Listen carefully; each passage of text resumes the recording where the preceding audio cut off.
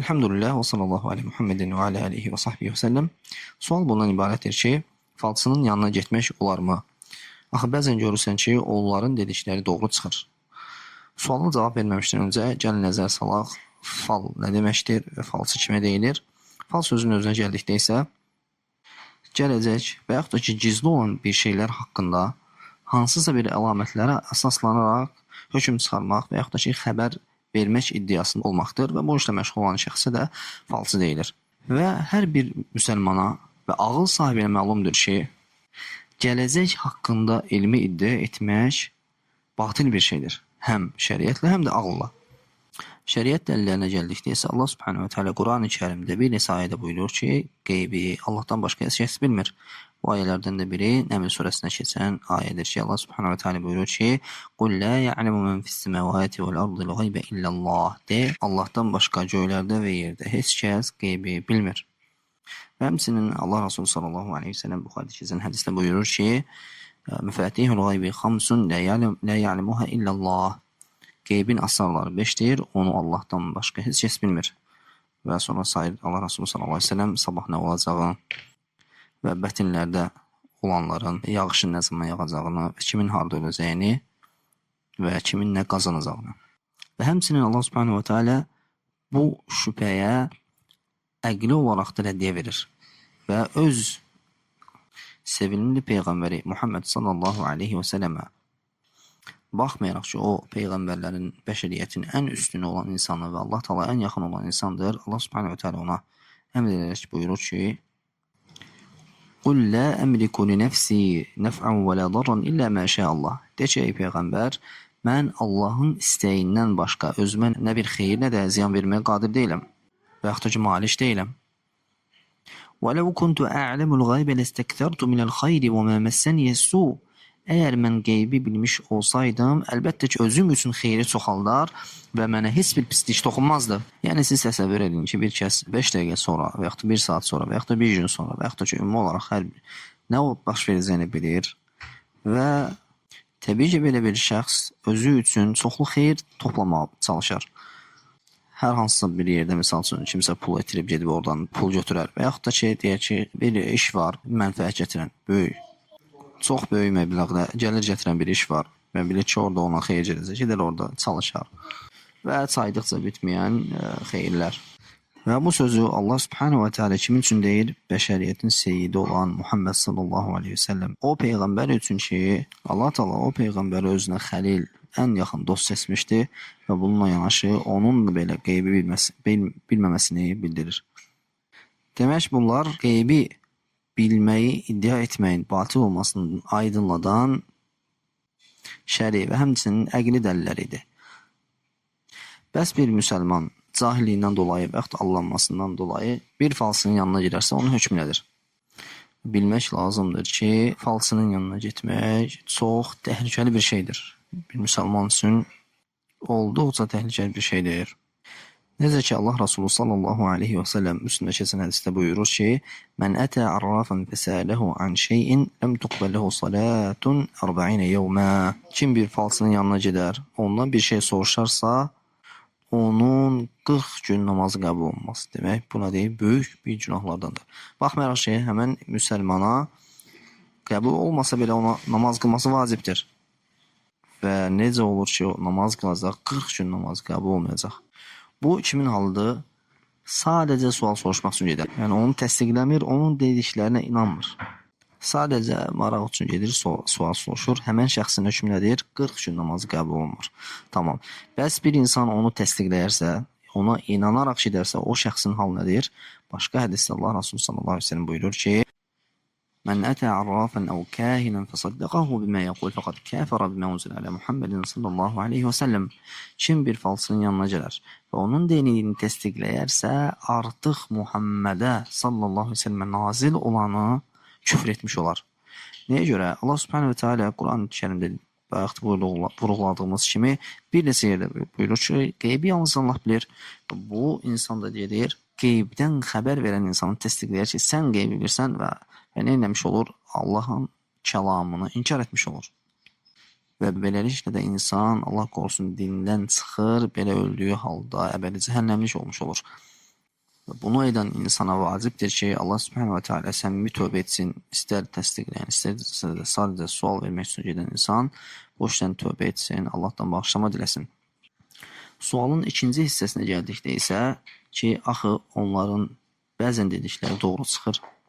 İlk olaraq müsəlmana deyilir ki, ey Allaha iman gətirmiş müsəlman, sənə yaraşmaz ki, haram olan bir şeydə hansısa bir mənfəətdən ötürü Allah Subhanahu wa Taala'nın sənə qadağan etdiyinə etiraz edəsən. Necə ki, Allah Subhanahu wa Taala buyurur ki, وَمَا كَانَ الْمُؤْمِنُ وَلَا مُؤْمِنَةٍ إِذَا قَضَى اللَّهُ وَرَسُولُهُ أَمْرًا أَنْ يَكُونَ لَهُمُ الْخِيَرَةُ مِنْ أَمْرِهِمْ.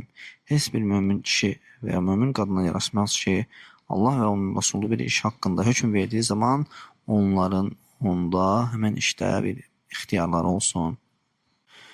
Lakin onların dediklərinin bəzən doğru çıxmağına gəldikdə isə elə sözün özünə baxdığımız zaman nə deyilir? Bəzən, hər zaman deyil. Demək, bu batil qarşısında iddia olunan mənfəət belə özündə nədir? Ehtimal daşıyır. Ola da bilər, olmaya da bilər.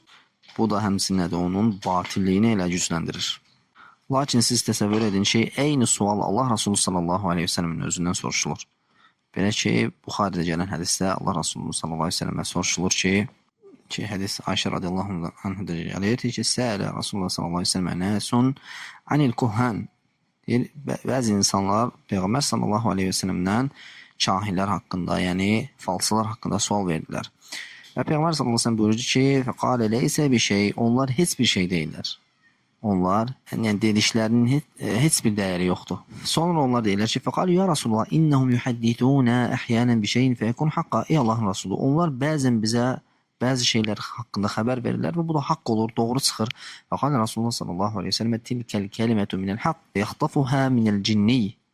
Deyir ki, bu haqdan olan götürülmüş bir kəlmədir ki, onu cindən alırlar. Fəyuqirruhə fi udun vəliyhi fəyəxlitunə ma'hə miyyətə kədibə. Və həmən cin haqq kəlmədən oğurlanmış sözləri öz dostlarının, yəni kahinlərin, falsların qulaqlarına pıçıldayırlar. Və yaxud da ki, dimdikləyirlər. Bu formada keçir söz. Və deyir ki, və həmən falsılar da neynirlər? Həmən haqq sözə 1000 dənə yalan qatırlar. Yəni özlərindən neçə yalanlar uydurub həmən xəbərlər qatırlar. Və hərdən həmən haqq söz, cinin gətirdiyi haqq söz doğru çıxmış olur. Və həmçinin bununla yanaşı onun dediyi bir neçə ehtimallar olur. Belə olacaq, belə olacaq və həmən ki, ehtimalla demişdi ki, ola bilsin ki, doğru olur.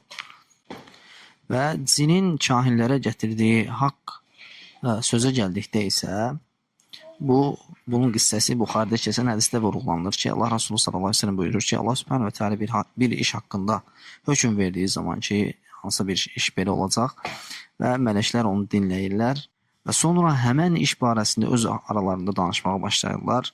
Hətta dünya səmasına qədər olan mələklər və hədisin ardından buyurulur ki, bundan sonra cinlər bir-birlərinin üzərinə minərək göy səmasına çatarlar ki, həmən haqq sözdən bəzi kəlmələr oğurlayaraq falsıya, kahinə çatdırsınlar. Və ola bilsin ki, Allah Resulü deyir ki, sallallahu aleyhi ve sellem, həmən sözü kahinə çatdırmamışdan qabaq artıq alov parçası ona isabət etsin və ola bilsin ki, kəlməni kahinə çatdırdıqdan sonra isabət etsin. Demək, bu da dəlalət edir ki, onlar nədir? Bəzi haqq kəlmələri hərdən oğurlayıb kahinə, falsıya çatdıra bilirlər. Və sonra Peyğəmbər sallallahu əleyhi və səlləm buyurur ki, və bunun üzərinə falsı deyir, 100 dənə yalan qoşar. Həmən haqq sözün üzərinə və həmən falsının insana xəbər verdiyi sözlərin içərisində haqq söz də olur, bir dənə, bunun üzərinə 100 dənə də əlavə yalanlar da qoşur və həmənki o yalanlar da ehtimal daşıyır ki, ola bilsin bəziləri doğru çıxsın. Buna əsasən nədir? Hərdən isabət etmiş olur. Baxmayaraq ki, o qədər yalan danışıb, yəni insan ona fikir vermir, lakin bir dənə sözlü haqq çıxdığına görə bunlar deyir, hədisdə gəlir ki, həmən hədisin ardında deyirlər ki, filan günü filan vaxtı bizə belə deməmişdimi? Baxmayaraq ki, neçə sözlər demişdi, onlar hamısının yalan çıxmışdı. Bax, belə zahir insanlar aldanılırlar və buna görə də beləliklə bizə bu ayə və hədislərdən məlum oldu ki, falsının yanına getmək batil bir şeydir. Hətta onların dediyi bəzilər hərdən haqq çıxsa da onların haqq haqlı olmağa və yaxud onların yanına getməyə dəlalət etmir.